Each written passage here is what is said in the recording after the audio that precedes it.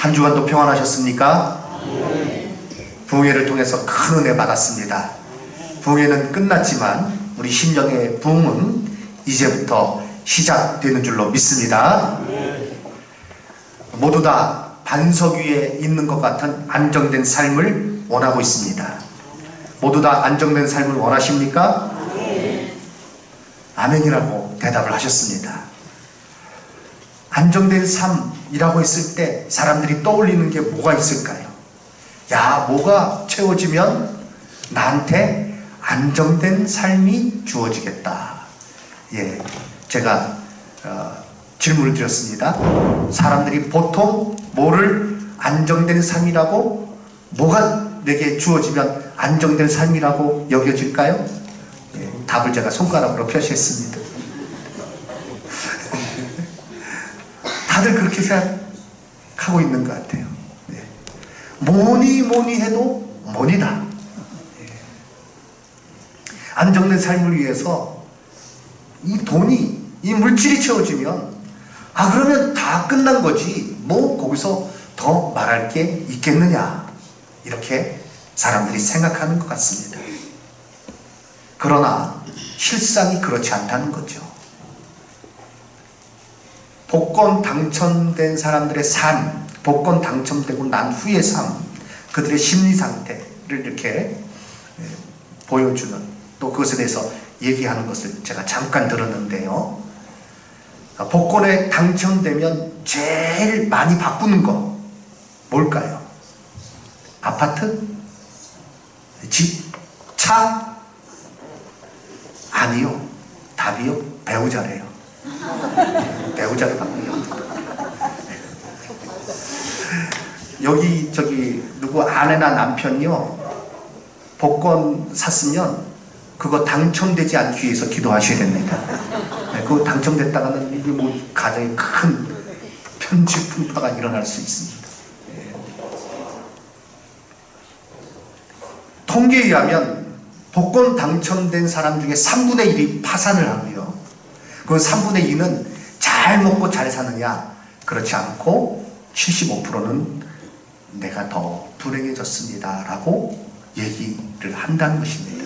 3분의 2 이상. 안정된 삶, 풍요로운 물질, 내게 더 많은 수입, 그러면 그것이 꼭 그것이 안정된 삶이 아니겠느냐? 아니라는 것입니다. 물론 하나님께서 우리에게 물질의 복을 주셔서 그것을 통해서 더 일할 수 있고 또 안정되게 모든 것을 할 수 있는 그런 여건을 허락해 주시는 복을 우리에게 또한 주십니다. 그러나 오늘 근본적으로 생각해 보고자 하는 것은 그것이 아닙니다. 하나님께서 주시는 이 평안함, 안정됨, 그것이 내게 있어야 물질이 있을 때에도 없을 때에도, 건강이 내게 있을 때에도 없을 때에도, 내 앞길이 쫙 아스팔트 같이 아주 탄탄대로로 열리는 것 같은 상황이나 아니면 큰 산이 가로막고 있는 듯한 그런 어려움이라 할지라도 하나님 주시는 평안함이, 하나님 주시는 그 기쁨이 내 안에 있을 때 나의 삶은 안정될 줄로 믿습니다. 오늘 읽은 시편 57편은요, 이 안정된 삶과는 정반대의 그 상황 속에 있는 다윗이 지은 시편입니다. 다윗이 사울을 피하여, 사울왕을 피하여 굴에 있었던 때에 지었던 찬양입니다. 불렀던 노래입니다. 사울왕을 피해서, 왕이 자기를 죽이고자 하니 왕을 피해서 광야로 나간 것입니다. 여행 삼아 트레킹 나간 게 아니에요. 좀 각박한 세상을 벗어나서 좀 이렇게 걸으면서 좀 여유를 갖자, 그래서 광야로 나간 게 아니에요. 사울 왕이 다윗을 죽이려고 달려드니까 어쩔 수 없이 광야로 도망간 것이고, 그리고 그 가운데 광야로 쳐들어온다는 나를 잡기 위해서 광야로 군사를 이끌고 온다는 소식을 듣고 황급하게 굴로 피한 것입니다. 유대 땅에는요, 그 광야에 굴이 많습니다. 그 가운데 어느 굴이든지 뭐 정해놓은 것이 아니고 다급하게 피해서 들어가는 거예요.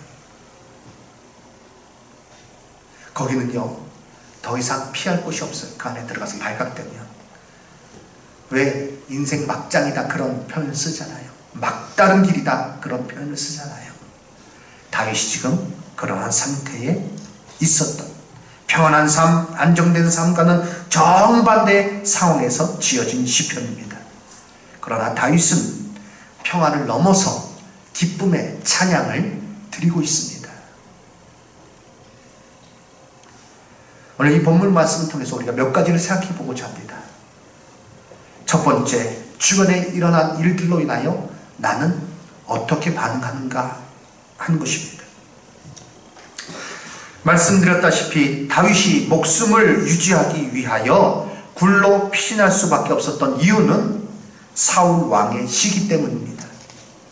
다윗이 골리앗을 무찔렀습니다. 블레셋 군사들을 무찔렀습니다. 인기가 하늘을 찌르는 거예요. 지금 어떤 아이돌 그룹, 최고로 요즘 인기 있는 아이돌 그룹이 누군지 아십니까? 네, BTS, 방탄소년단입니다. 미국의 빌보드 차트에서 1위를 해가지고요, 이 아이돌 그룹의 그 팬들이 얼마나 열성적인지 미국에서 공연을 하는데, 우리나라가 아닙니다.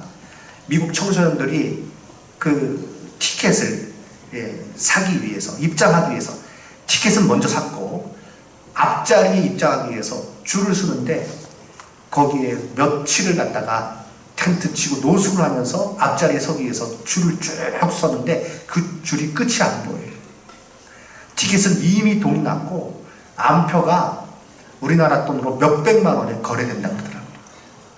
그래서 이 소년단 때문에 병역 특혜, 얘들 줘야 된다, 더 큰일 한 사람들이다, 이런 사람들 병역 특혜 안 주면 누굴 주겠느냐 해서 지금 막 논란이 되고 있습니다. 그런데 다윗이 이때 누렸던 인기가 이 방탄소년단 못지 않았을 것 같습니다. 아니, 그보다 더 했을 것 같아요. 온 백성들이 다윗을 칭송하고, 다윗이 죽인 자는 만만이요 사울이 죽인 자는 천천이다, 왕보다 인기가 더 높아요. 사울이 그것을 보면서 마음에 시기가 생겼습니다. 악령이 그의 마음을 주장합니다.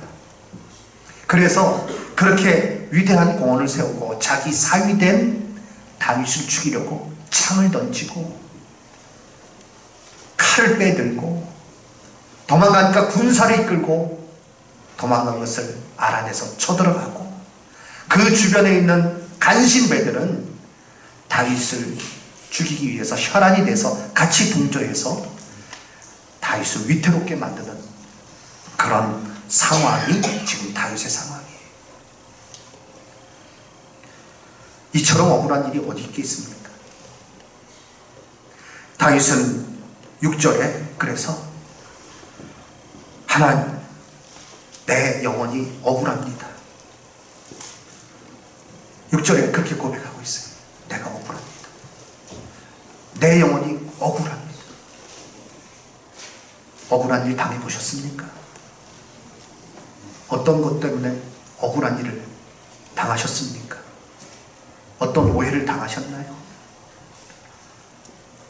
어렸을 때 부모님께 혼나고 억울해가지고 막 입을 뒤집어 쓰고 펑펑 울면서 엄마미요, 아빠미요, 다 그래 보신 기억이 있을 것입니다. 근데 사실은 억울한 게 아니에요. 그건 지가 잘못한 거예요. 억울한 일, 정말 억울합니다. 이렇게 억울할 수가 있습니까? 다윗의 지금 자신의 심정 가운데 나오는 토로하는 그런 심정이에요. 그런데 이 다윗의 이 고백은요, 그냥 억울합니다, 이가 바득바득 깔립니다, 이것으로 끝나고 있지 않아요.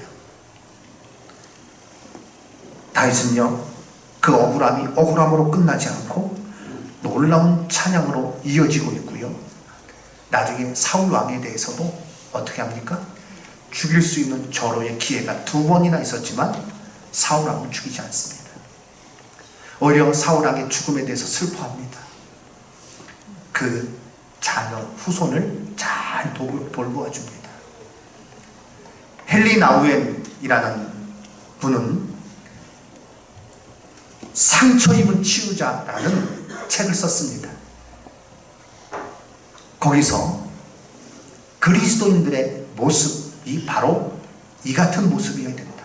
상처를 입었지만 그 상처 때문에 무너지고 썩어지고 그 상처 때문에 다른 사람을 핥히고 상처내면서 살아가는 자가 아니라 그 상처를 주의 은혜 가운데 치유함 받고 그래서 상처 입은 자를 또한 치유할 수 있는 자가 되어야 된다.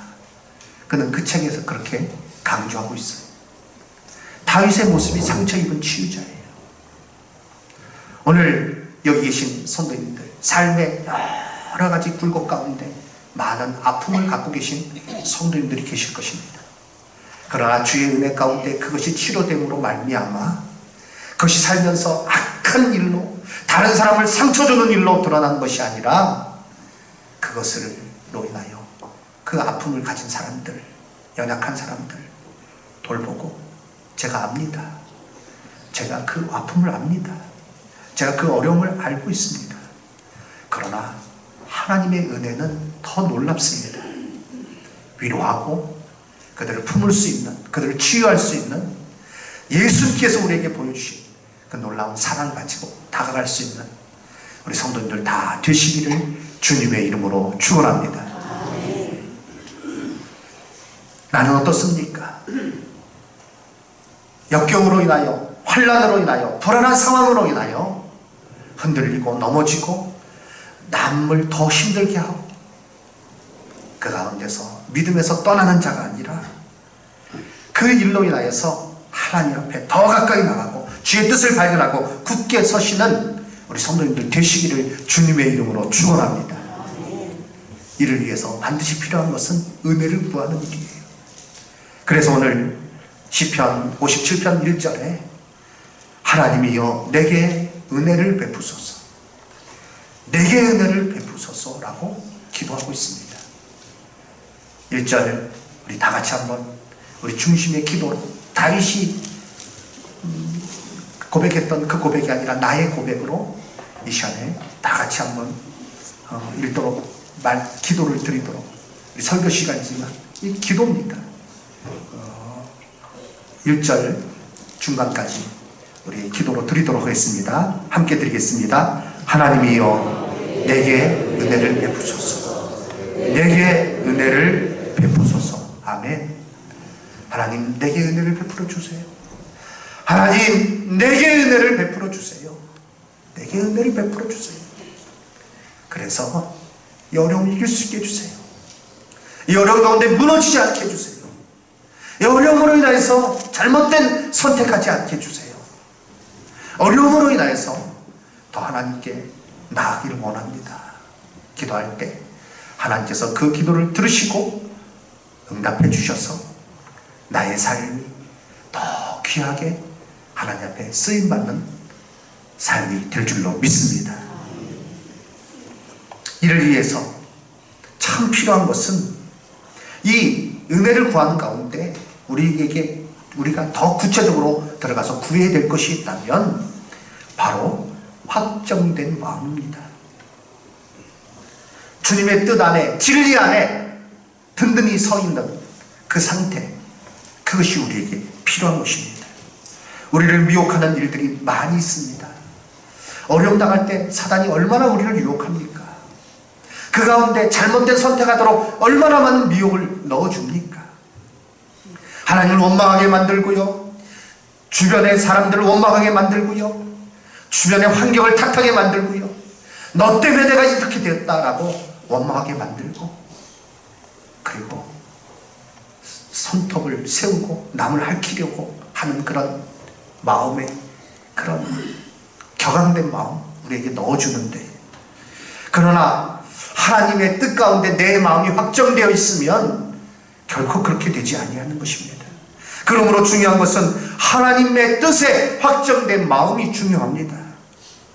시편 86편에서도 동일한 주제의 고백이 나와 있는데요. 11절 말씀, 시편 86편 11절 다 같이 읽도록 하겠습니다. 여호와여, 주의 도를 내게 가르치소서. 내가 주의 진리에 행하오리니 일심으로 주의 이름을 경외하게 하소서. 아멘. 이 말씀 시편 86편 11절을 풀어서 설명한다면, 주의 도를 가르쳐 주시고 나누어지지 않은 마음, 일심이란 뜻이 그렇습니다. 나누어지지 아니한 마음을 주셔서 하나님을 경외하고 진리 안에서 행할 수 있게 해 주시옵소서라는 기도인 것입니다. 진리를 향한, 하나님의 말씀을 향한 하나의 마음으로 살아가는 것이 무엇보다 중요합니다. 그리고 이를 위해서 기도해야 됩니다. 우리의 마음이 나누어져 있으면 우리는 갈팡질팡하며 살아갈 수밖에 없습니다. 내가 교회에 있든지 말씀 듣는 이 시간에 내가 참으로 하나된 마음을 가지고 있듯이, 교회에 있으나 세상에 있으나 어떤 환경 가운데서도 오직 주님의 뜻을 향한 하나님의 마음, 확정된 마음으로 살아갈 수 있게 하옵소서. 그 마음을 내게 주시옵소서. 나누어지지 아니한 일심의 마음을 나에게 허락하여 주시옵소서. 기도하시고, 그러므로 말미암아 우리는 주의 뜻 가운데 바로 서게 될 줄로 믿습니다. 예수님께서도요, 십자가 지시기 전에 이 기도를 들으셨어요. 누가복음 22장 42절 말씀, 아버지여, 만일 아버지의 뜻이거든 이 잔을 내게서 옮기시옵소서. 그러나 내 원대로 마옵시고 아버지의 원대로 되기를 원하나이다. 내 원이 아니라, 내 뜻이 아니라 아버지의 뜻대로 되기를 원합니다. 예수님께서 그렇게 기도하시고, 그리고 그 십자가의 길을 가셨습니다. 우리도 동일한 기도를 드려야 됩니다.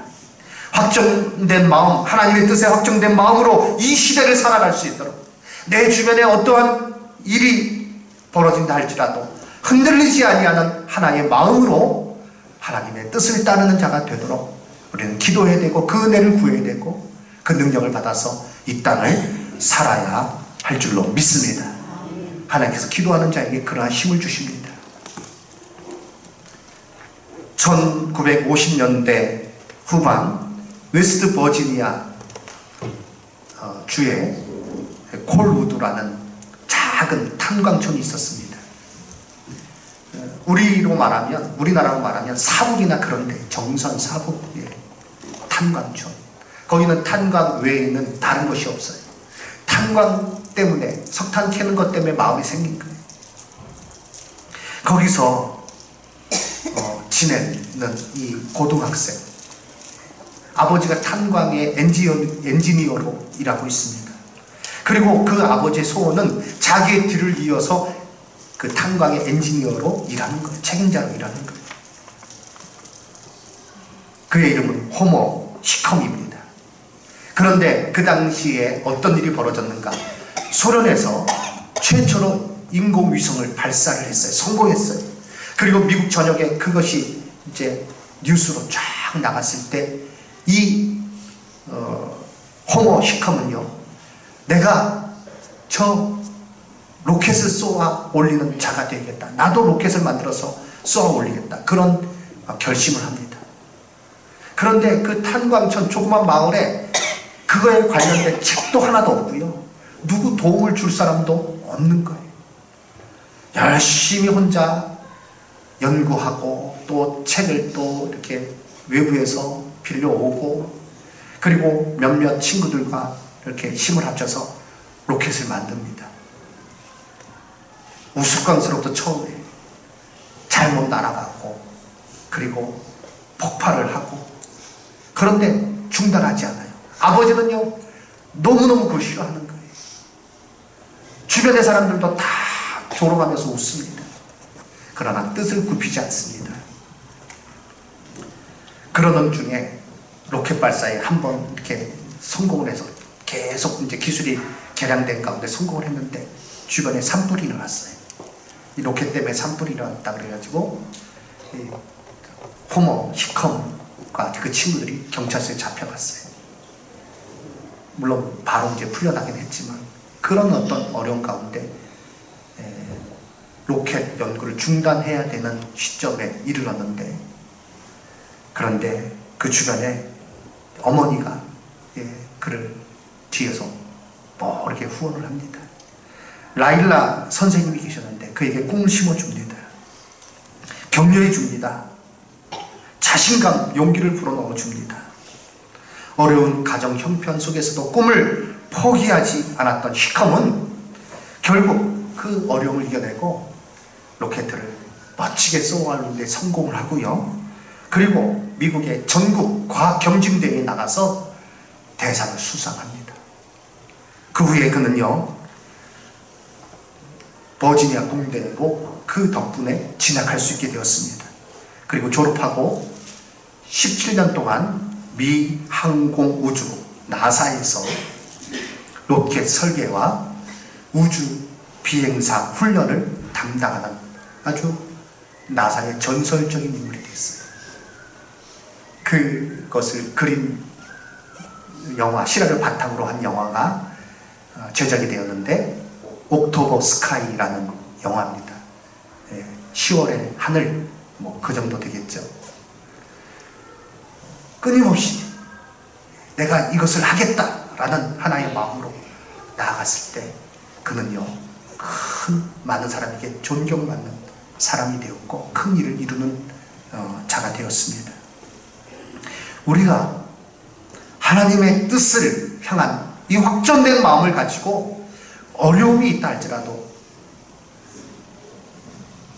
그것을 이겨내고 그 마음 가운데 하나님께 계속 기도하며 날마다 하나님의 뜻을 향해서 나아가며 그 마음 가운데 우리가 확정된 마음으로 흔들리지 않냐고 살아가게 될 때 하나님께서는 우리를 사용하여서 위대한 일을 이루시고 하나님의 영광을 드러내시고 또한 하나님께서 주시는 놀라운 능력 가운데 이 땅을 살아갈 수 있도록 인도해 주시는 줄로 믿습니다. 반드시 그렇게 하시는 것입니다. 사랑하는 성도 여러분, 사단이 우리의 마음을 여러 가지로 흔들어 놓습니다. 그러나 그때에 그냥 있으시면 안 됩니다. 깨어서 기도하시고 은혜를 구하시고 내 마음 주님께로 확정되었사오니 내가 노래하고 찬양하겠습니다. 주님, 그와 같은 하나된 마음을, 나누어지지 아니하는 마음을, 세상의 여러 가지 일들을 보면서 흔들리는 마음이 아니라 오직 주의 뜻에 주님의 은혜 가운데 굳게 서는 하나의 마음, 확정된 마음을 내게 허락하여 주셔서 기도하시고 나아가셔서 어려움 이겨내시고 귀하게 쓰임받는 삶을 사시기를 주님의 이름으로 축원합니다. 그럴 때 우리 마음속에 하나님 주시는 평강이 넘치는 것입니다. 그 가운데 기쁨의 찬양이 울려 퍼지게 될 것입니다. 세상과 하나님 사이를 오고 가는 삶 속에 평안은 없습니다. 그 삶은 흔들리는 물결과 같은 것입니다. 야고보서 1장 6절 이하에서 말씀하고 있습니다. 오직 믿음으로 구하고 조금도 의심하지 말라. 의심하는 자는 마치 바람에 빌려 요동하는 바다 물결 같다. 이런 사람은 무엇이든지 주께 얻기를 생각하지 말아라. 두 마음을 품어 모든 일에 정함이 없는 자로다. 세상과 하나님 사이를 오고 갈 때 그 삶은 평안이 없습니다. 그러나 하나님을 온전히 바라며 그 마음이 하나님의 뜻에 확정된 사람은, 주님을 신뢰함으로 굳게 선 사람은 주님 주시는 평강을 누리게 되며 그 기쁨을 소유하게 되는 것입니다. 이사야 26장 3절 말씀, 주께서 심지가 견고한 자를 평강하도록 지키시리니 이는 그가 주를 신뢰함이니라 라고 말씀하고 있습니다. 주께서 심지가 견고한 자를 평강하도록 지키신다라고 말씀하고 있습니다.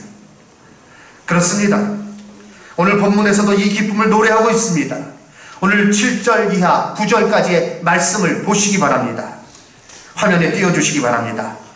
시편 57편 6절로 7절 9절 말씀 우리 다같이 7절에서 9절까지 읽도록 하겠습니다. 하나님이여 내 마음이 확정되었고 내 마음이 확정되었사오니 내가 노래하고 내가 찬송하리이다. 내 영광아 깰지어다. 비파야 수금아 깰지어다. 내가 새벽을 깨우리로다. 주여 내가 만민 중에서 주께 감사하오며 문나라 중에서 주를 찬송하리이다. 아멘. 오늘 이 시편의 이 고백을 보시기 바랍니다. 지금 다윗이 어디서 부른 찬양이라고요? 사울왕을 피해서 어디에 숨어들어서 이 찬양을 드렸다고요? 동굴, 굴소.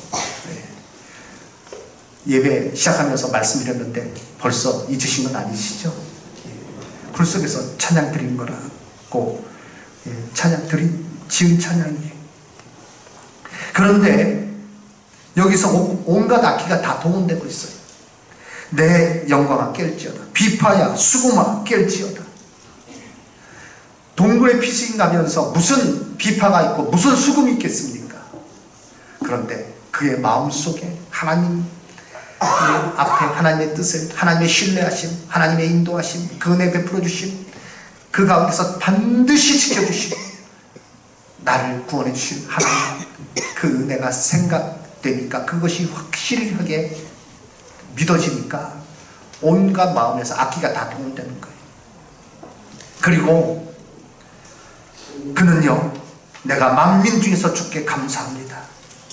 문나라 중에서 주를 찬송합니다. 주의 인자는 커서 하늘에 미치고 주의 진리는 궁창에 온 우주에 펼쳐집니다. 하나님이여 주는 하늘 위에 높이 들리시기를 원합니다. 주의 영광이 온 세계 위에 높아지기를 원합니다.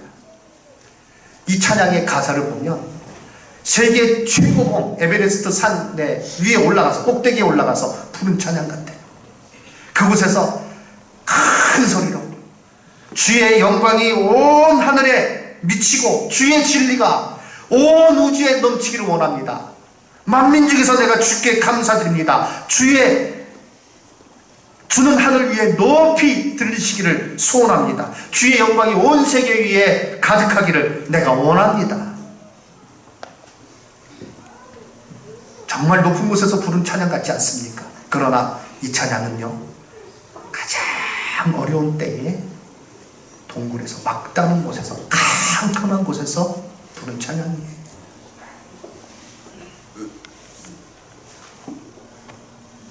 이제 난 죽었네. 이제 난 끝났네.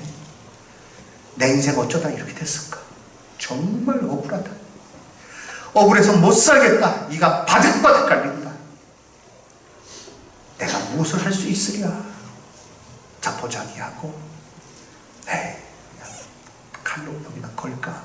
뭐 어쩔까? 그런 생각이 다윗에게도 있었던 것입니다. 억울한 생각이 있었던 거예요. 절망의 생각이 왜 없었겠습니까? 그러나 그는요, 그 순간에 하나님의 은혜를 구하고 있습니다. 주여 내게 은혜를 베푸소서. 주여 내게 은혜를 베푸소서. 주여 나를 도와주시옵소서. 주의 은혜를 구하고 주님을 묵상할 때 하나님께서 그 마음을 붙들어 주시니까 주님의 뜻을 확연하게 깨닫게 되고, 그 어려움 가운데서 내가 망하지 않을 것을 확신하게 될 때에 내 마음이 확정되었습니다. 내 마음이 확정되었고 내 마음이 확정되었사오니 내가 노래하고 찬송하겠습니다. 비파야 수금아 찬양할지어다. 내가 새벽을 깨우리로다. 주의 인자는 커서 하늘에 미칩니다. 주의 진리는 온 우주에 넘칩니다. 문나라 중에서 내가 주를 찬양하겠습니다. 놀라운 찬양이 그의 입에서 퍼져나오는 것입니다. 다윗에게 뿐만 아니라 모든 주님의 뜻을 향한 자들에게, 주님의 은혜를 구하는 자들에게 이와 같은 은혜를 허락하여 주십니다.